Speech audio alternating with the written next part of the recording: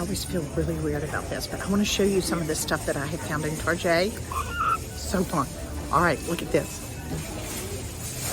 Okay, I am loving these trees. They look like the little Charlie Brown trees. Just really kind of sad. These are pretty, they're white, but I don't know why I'm really drawn to these. I wanted to show you this. So, those are kind of fun too. They look like they're just kind of a Charlie Brown Christmas tree that has a little bit of snow on it. Oh my gosh, I don't know about y'all, but I have used these last year. Are these the most fun? So I think I might have to get some of those too. Gene Howard's with me and he hates coming here into this section because he knows I'm usually here for hours. All right, look at him. He's getting directions over there. All right, so love these. Okay, so you know, we're talking a lot about dog treats and all that kind of stuff as far as that I'm trying to make with our neighbors, trying to give them things. I am loving this. How much are they? They're $5. Okay guys, this is a great Christmas gift. Now, I'm gonna tell you what I'm gonna do with this. I'm gonna etch it. I'm gonna use some of our really adorable Maker Studio stencils, and I'm gonna etch this. I think this would be so fun. I had talked to Jean about making my favorite cocoa mix, but you could do a hot chocolate mix, you could do bath salts, you could make those, do essential oils, but I just love these as containers to be able to do gifts that we're gonna be making and giving. These are kind of fun too. Those are also $5. Don't you love this? Okay, hold on. Let's look and see what else. Oh my gosh, look at those decanters. But they've already got words on them, so I'm not really interested in those. These are cute. How fun. Okay, look at this. How much are these?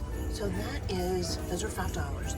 We could totally use our ceramic paint with the Maker Studio and do a cute little design on the top of that and then put some cookies on it. Love that.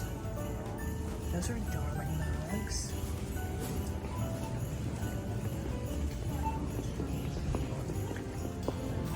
Those are cute bags. I need to check the prices of all of those. Those are darling. Oh my gosh, this is what I'm talking about. Are these the cutest? Oh my gosh, I love those. Cute containers. Okay, so my takeaway, okay, wait a minute. Look at this. Look at this. Like snow globes. So we could do that. We could put some adorable things inside. I've got some ideas on that. All right, so stay tuned, stay tuned, stay tuned. All right, so do y'all remember when we went shopping at Target? This is one of those adorable towels that I got in the $5 section. So it's red and white and it's so cute. And I thought, how fun would it be to use our Bah Humbug stencil with our green gel ink. So you'll notice the tools that I'm getting together is my green ink that I actually got in my maker box. So if you haven't gotten the holiday maker box, you need to get it. Go to the link below, you'll be able to see it.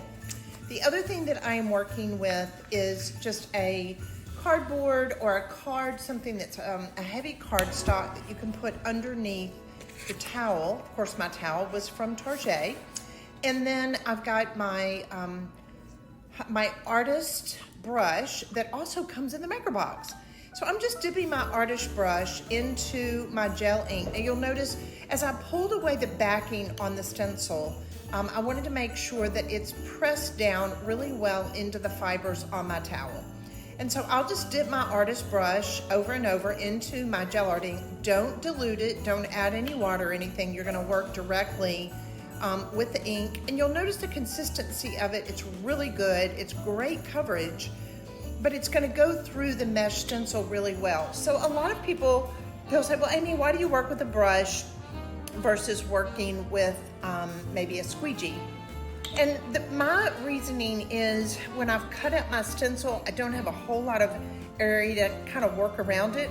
I like being able to do it with a brush strictly because it allows me to be able to not mess up and get outside of my stencil. See how I'm going close to that edge? I'm able to just kind of take my brush and go up to it and then brush from side to side. Make sure that you don't have any negative space or areas that you've missed, because that way it is going to show up when you go through the process. So make sure you've got really good coverage. And I'll just kind of pull my towel down so I can pull it at about a 45-degree angle, pull it away from your stencil. You don't want to get any of the ink on any of the other parts. And look at that, voila. I love the contrast of the green bah humbug on top of the red and white. So, so cute. All right, so now we've allowed our ink to set for about an hour. We're gonna take a hot iron and a towel. We're gonna set the towel on top of it, no steam, and just in a circular motion for about 45 seconds to a minute, just kind of go over it. That sets your ink and it puts the ink down into the fibers.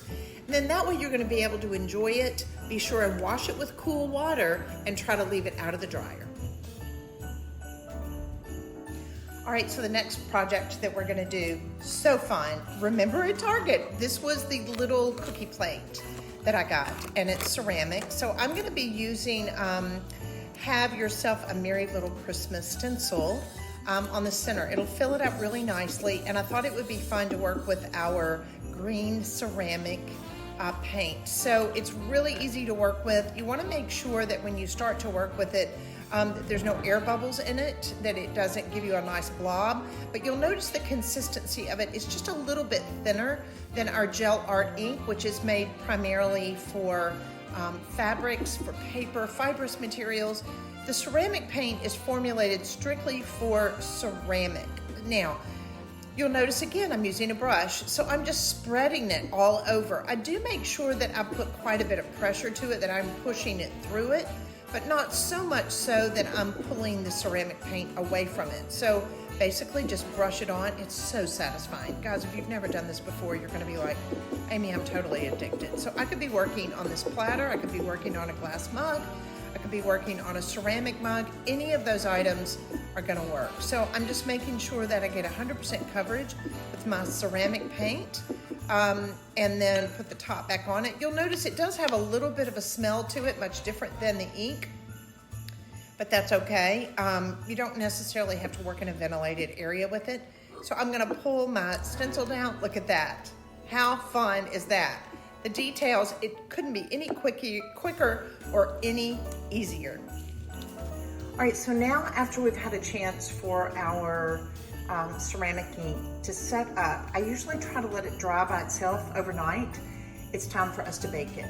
So I've gone on and I've put a cookie sheet into my oven, and I'm gonna turn the oven on to about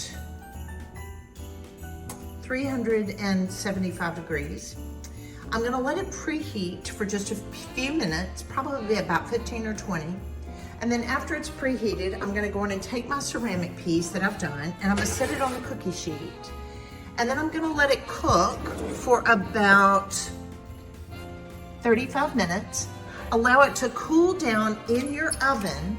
And then after the 35 minutes is complete at 375, allow it to cool down, which is gonna probably be another 30 to 45 minutes, so that way you can touch it. Then go on and take it out of your oven. And then that way you're gonna be good, you can enjoy it. And the great thing about it is you can now put it in the dishwasher, but please put it on the top or hand wash it. That way it's gonna be good for years to come.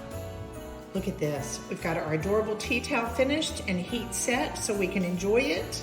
And this adorable little cookie platter that we got both of them in the dollar section at Target. Hey guys, now it's your turn to enjoy the bragging rights. Merry Christmas.